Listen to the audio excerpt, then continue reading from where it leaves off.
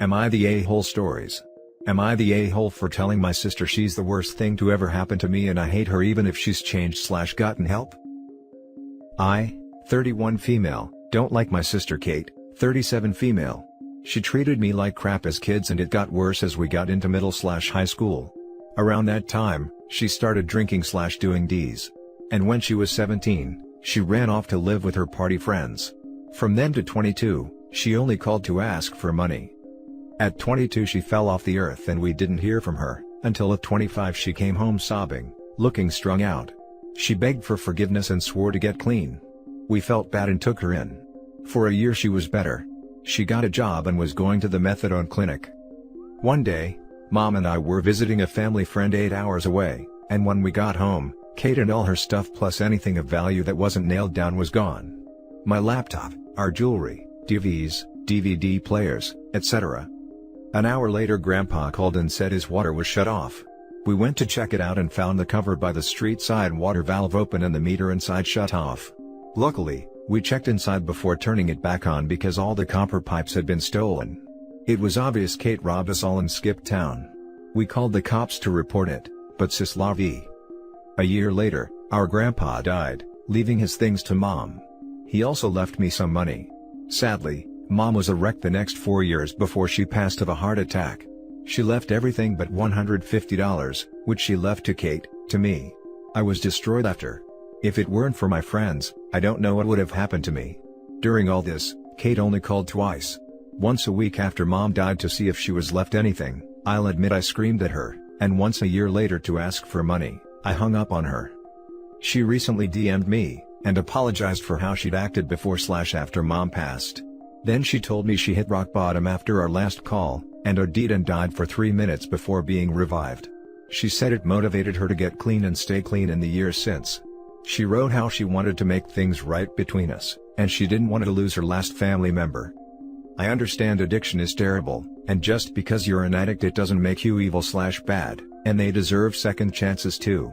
But that being said, I hate Kate. I can't recall a single good memory with her. They're all bad. This is where I might be the a-hole. I wrote her back and told her so.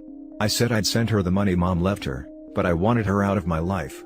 And as far as I was concerned, I was an only child with no remaining blood family, and that she was honestly the worst thing to ever happen to me, and I wouldn't piss on her if she was on fire. I just said everything I'd bottled up for years.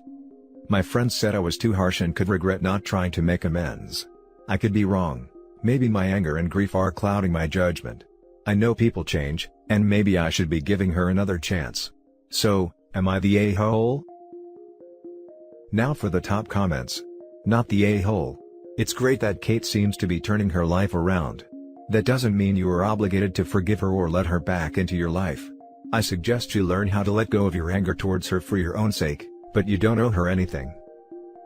Not to mention for a full year she earned their trust, and then broke it after robbing their house, so although she may be turning her life around, she is not trustworthy. Not the a-hole OP. Fool me once, shame on you. Fool me twice, shame on me. Not the a-hole OP. Your sister behaved awfully, and just because she's clean now, it doesn't mean she won't revert to kind. When my severely mentally ill mother tried telling me her mental illness absolved her of all her wrongdoing since she has meds now, I told her, just because you didn't have control over your actions, doesn't mean they didn't have real effects on other people. I stand by that now as well. I go with not the a-hole, but I also think this is above Reddit's pay grade. You should maybe talk to a professional, because dealing with addiction in a family leaves a lot of scars. Some easier to see than others. Yeah, I've been thinking about trying therapy for a while. Then life got in the way and I'd never gotten around to it. But I think I should book an appointment in the future. Hold up. So, your sister treated you terribly for your entire childhood, got addicted, and seemed to suddenly be changed, only to steal all your family's valuables soon after? No, she doesn't deserve any courtesy from you whatsoever. Not the a-hole. If she wants to change, you can choose if you want to let her back into your life somewhat, although that would be your choice to make, and I wouldn't judge you either way. Given the proximity and time between her change and the robbery, I do wonder if that was her plan in the first place. It sure looks like it in hindsight. I initially thought she was acting sorta odd maybe a month before she disappeared, but I just chalked it up to her being tired from work or something. I've been so proud of her for being clean for a year. Then she robbed us and vanished. Some of my friends say to hell with her, while a couple say I'll regret not building the bridge back. I'm honestly leaning more towards to hell with her. Now for the next story. Am I the a-hole for not helping my sisters get power of attorney over our dad in case something happens? I, 30 male, am coming to Reddit because I honestly need help to see if what I'm doing very wrong and need a stranger's perspective of the situation in order to get validation or advice. I have 2 sisters, 32 female and 28 female, and our parents, 57 male and 56 female, had been divorced for 5 years. My dad divorced mom because he found out that during their engagement, she slept with another man. My mom swears that while she cheated before they were married, that she's been faithful during the marriage, and that it was a long time ago. To my dad, however, this was all new information and he felt as if his right to choose was taken away, and that he no longer trusted my mom. While I love my mom, I understood why my dad was divorcing her and didn't hesitate when he asked for a DNA test. My sisters were hurt that he would ask and initially refused, until they found out that I was doing it. They tried to pressure me to change my mind, but I was completely on my dad's side and also wanted to know myself for health reasons. When all 3 tests came back that we were all his bio children, my mom and sisters tried to use this as a way to convince dad to stay, reiterating that it was a long time ago. They even resorted to trying to emotionally manipulate my dad, which he took pretty badly and cut contact with my sisters until the divorce was finalized. My uncle, his best friend, and I, were the only ones completely on his side during the divorce, and because of that, my relationship with him got a lot stronger. Eventually, my dad and sisters were able to re-establish some type of relationship, but there was this difference that you could feel. My dad stopped sharing deeply personal information with them, and last year my dad asked me if I was willing to be his power of attorney and emergency contact in case he was unable to make decisions for himself. I agreed. Now my sisters have found out and are upset that they are not listed as a potential POA or EC in any way. In terms of inheritance, we're still to split things evenly, but they don't like the fact that they don't get to make any decisions or wouldn't be directly contacted by his job or the hospital. They confronted my dad about this and he tried to brush them off, but in the end, he admitted that he just trusted me more because I was the only child that he felt was truly on his side. My sisters are hurt and saying that he's being sexist. They want me to convince dad to put them on, but I am refusing and now that are calling me the a-hole, but I don't see it that way. Am I?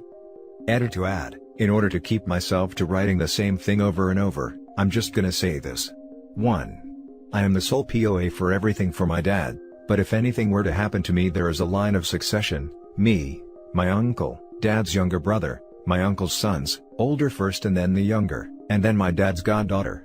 2. Who said anything about my dad abandoning us if we weren't biologically his? My dad just didn't want to live with the doubt. It's one of the reasons why he divorced my mom, and I agreed to it. Because I didn't want to end up having intimacy with someone who I didn't know was my secret half-sibling at the time. 3. Again, my mom says she never cheated again. And while my sisters and I believe it, that wasn't good enough for dad, which is reasonable. She also didn't do herself any favors by using the "it was a long time ago" line. Not the a-hole, no one should be convincing your dad of anything, it's his choice alone and he chose you. Not the a-hole. You backed him up and stayed in contact, why should he choose them? Don't you love how they tried to play the sexism card? Literally grasping at straws here to try and guilt trip the brother. Not the a-hole. If your dad is of sound mind, it's his choice who he wants as his POA. He wants to know that you have his best interests at heart in making decisions that will affect his life. The fact that you stood by him and your sisters didn't, showed him who he felt he could trust in these matters. How your sisters feel about it doesn't matter, it's how your dad feels about it. Not the a-hole. Your dad is making sound decisions while he still can. Your sisters need to educate themselves on what exactly a POA. It has nothing to do with inheritance and everything to do with making decisions on your dad's behalf should he become incapacitated. There are a ton of resources available online. Please send them some links. I'm sorry they feel hurt by being left out on any potential decisions, but they put themselves in that position by choosing sides during the divorce. Best wishes OP. It was explained in full detail that POA is different from inheritance, that's how I found out everything would be split up equally. My sister are just upset that they can't make any decisions and think it's sexist because in order the people my dad have listed as his POAs are 1. Me. 2. His brother, The same uncle who was on my dad's side 3. His brother's 2 sons / my cousins, oldest first and then the youngest 4. His goddaughter, my dad's best friend's daughter. The next story is titled, Am I the a-hole for telling my stepsister I don't want her mom to be my mom? I, 16 female, have a stepsister who is also 16 female. My dad married her mom when we were 10.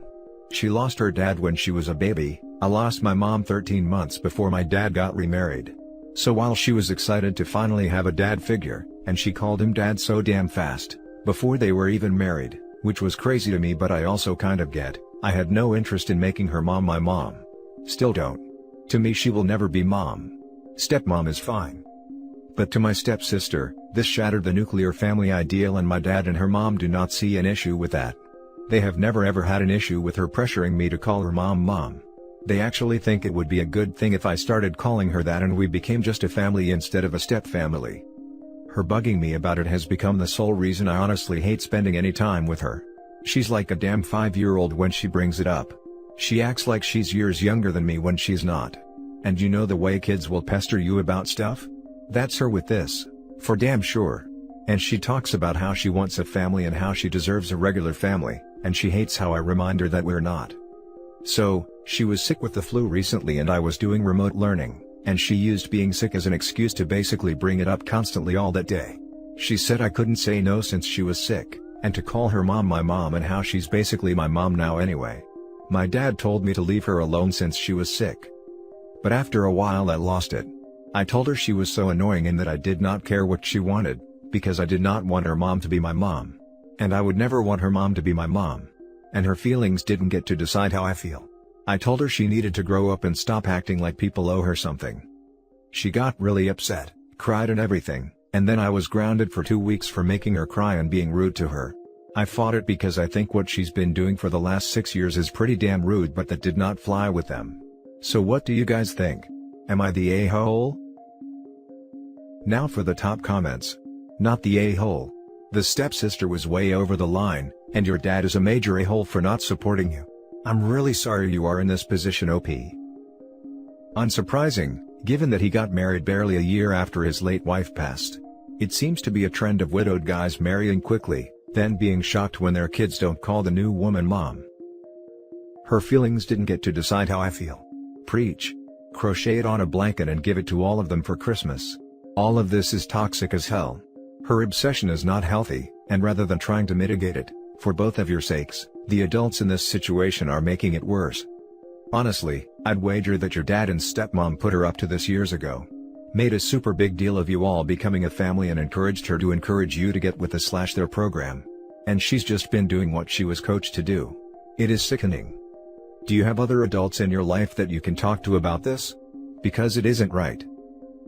I have talked to some family about it, but my dad has limited my access to the adults who listen, my mom's family and my grandpa from him, because my mom's family did not include my stepsister in everything for me, and my grandpa spoke up about him getting married so fast and how much I was struggling with it at the time.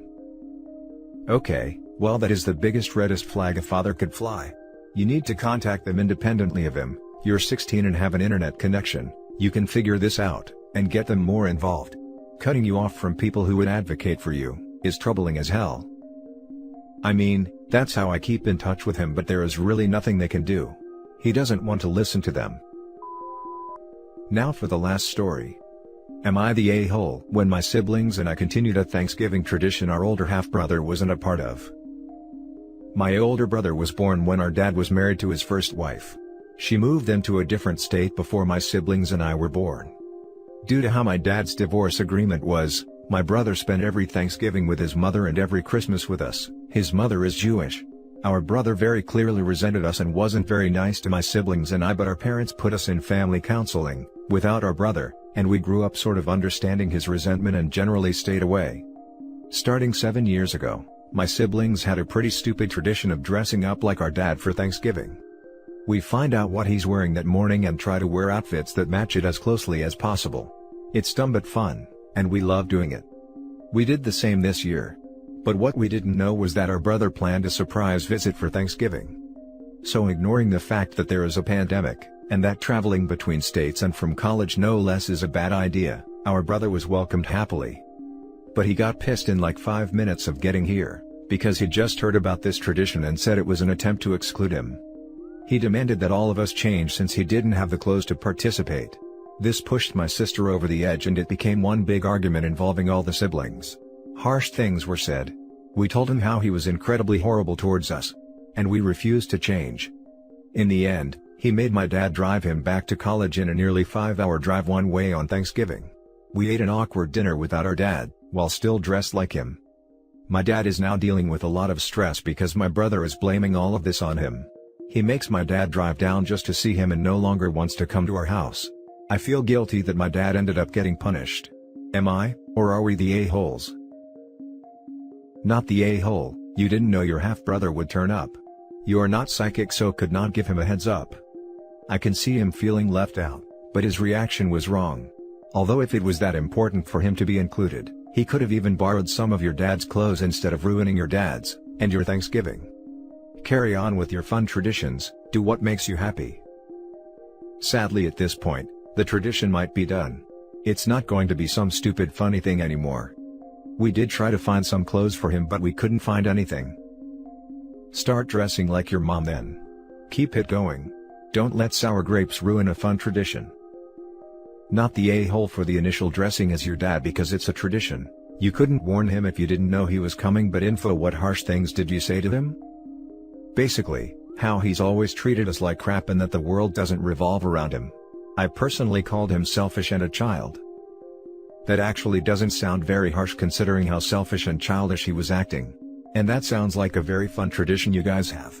Not the a-hole. And that's it for this video guys. If you have thoughts to share, leave a comment below. Don't forget to hit like and subscribe if you like this content. I'll catch you in the next one. Good day everyone.